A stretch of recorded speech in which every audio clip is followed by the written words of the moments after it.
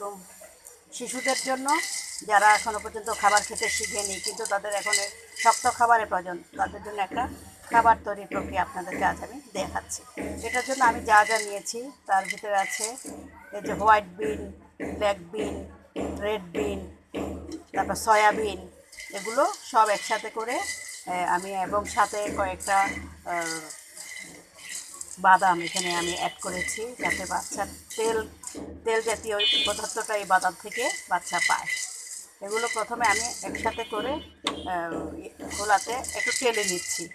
এগুলো টালার পরে যখন হালকা একটা টালা দিয়ে নিচ্ছি যাতে কোনো রকমের জীবাণু থাকলে সেগুলো মারা যায়। আগে পরিষ্কার পরিচ্ছন্ন করে ধুয়ে শুকিয়ে নিয়েছি, তারপর যদি কোনো জীবাণু থাকে সেগুলো যাতে মারা যায় সেজন্য এটাকে আমি আগে ধুয়ে মুছে শুকিয়ে তারপরে আমি খোলাতে একটুখানি তেলে নিচ্ছি যাতে বাচ্চার খাবার উপযোগী করে এটাকে আমি তৈরি করতে পারি।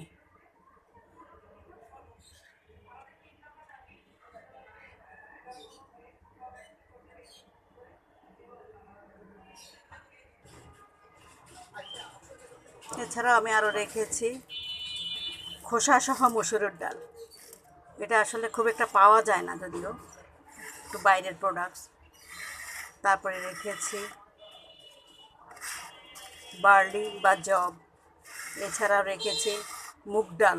সবগুলোকে আমি হালকা একটু ভাজা দিয়ে নিয়েছি যাতে আমার বাবুদের খাওয়ার উপযোগী শক্ত খাবার, যেটা বাবুরা 6 মাস থেকে আরম্ভ করে যত দিন না পর্যন্ত চাবিয়ে চাবিয়ে চাবিয়ে খেতে না পারে বা চিবানোর ক্ষমতা যতদিন না হয় ততদিন তারা এগুলো ফিটারে ভরে বা প্লেটে করে এই খাবারটা রান্না করে বাবুদেরকে খাওয়াতে হয়।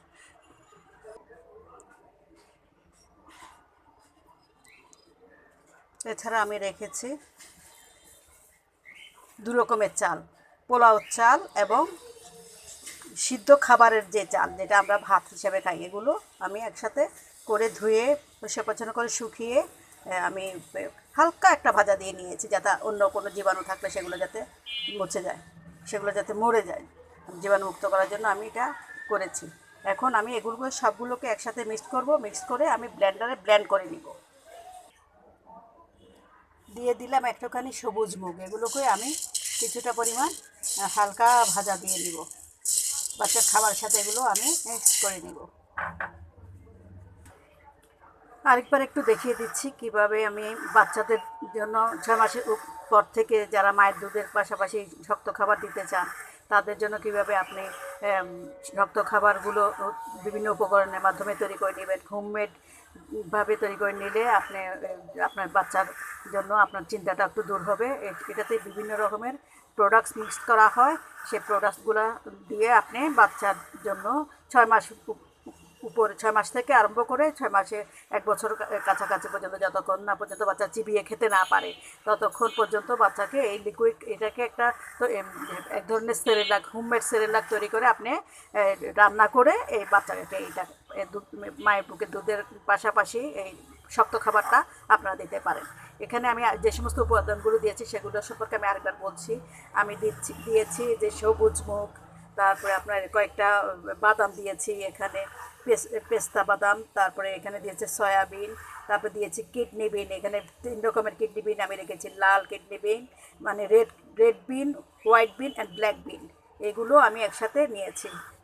সঙ্গে রেখেছি সয়াবিন, কয়েকটা বিন একসাথে দিয়েছি। তারপরে দিয়েছি এই যে ছোলা, মানে মসুরের ডালটা উপরের উপরের ছোলা অংশ সহ, মানে যেটা একেবারে হলুদ রঙের মসুরের ডালের থেকে, যেটা থেকে হলুদ রঙের মসুরের ডাল তৈরি হয় সেরকম একটা মসুরের ডাল আমি এগুলো বাইরে পাওয়া যায়, এগুলো ক্রয় করে এনেছি। তারপরে দিয়েছি এই যে মুগ ডাল, এখানে মুগ ডাল রেখেছি। তারপরে দিয়েছি আপনার জব বা বার্লি, যেটা আমরা বিভিন্ন শারীরিক উপাদানগুলোর জন্য খেয়ে থাকি, সবুজ মুগ, তারপরে সয়াবিন, এইভাবে বিভিন্ন রকমের বিন, এগুলো দিয়ে আমি হোমমেড খাবারটা তৈরি করব। বাচ্চাদের উপযোগী হোমমেড সেরিলাক যেটা, এটাকে আপনারা রান্না করে খাওয়াবেন। তাহলে বাচ্চারা পরিপূর্ণ পুষ্টি পাবে এবং পুষ্টি উপাদানগুলো তার শরীরে যাবে। এছাড়াও আমি আরও রেখেছি এটার জন্য যাতে পরিপূর্ণ আসে সেই জন্য রেখেছি চাল, 2 রকমের চাল। এখানে থাকবে পোলাও চাল এবং ভাতের চাল।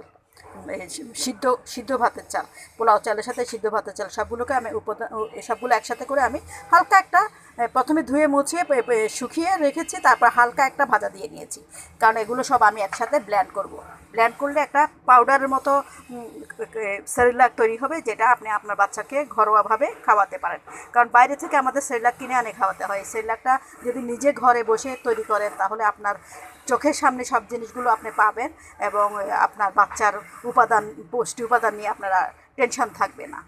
এইভাবে আমি ওগুলো সবগুলো ওগুলোকে ধুয়ে হালকা একটা হালকা একটা ভাজা দিয়ে নিয়েছি। এবার আমি এগুলো সবগুলো ব্লেন্ডারে ব্লেন্ড করে একটা পাউডার আকৃতির বাচ্চাদের উপযোগী খাবার তৈরি করবো। সেই খাবারটা বা সেই সেরিলাকটা আপনারা চুলায় সিদ্ধ করে রান্না করে, সাথে যদি আরও কোনো সবজি উপাদান আপনারা যোগ করতে চান, মাংস, মাছ, অথবা আপনার যে বিভিন্ন রকমের সবুজ শাকসবজি, এগুলো দিয়ে আপনি ওই সেরেলাকটা রান্না করে বাচ্চাকে খাওয়াবেন।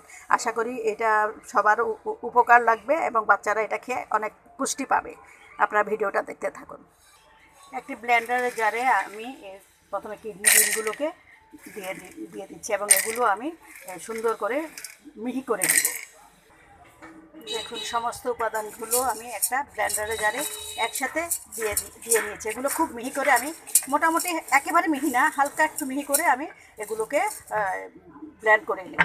এরপরে আমি আমার যে চাল রেখেছিলাম, পোলাও চাল এবং ভাতের চাল, যেটা আমি হালকা একটা ভাজা দিয়ে ধুয়ে মুছে আগে শুকিয়ে হালকা একটা ভাজা দিয়ে রেখেছি, সেগুলো তারপরে এটার সাথে ব্লেন্ড করে মিক্সড করব।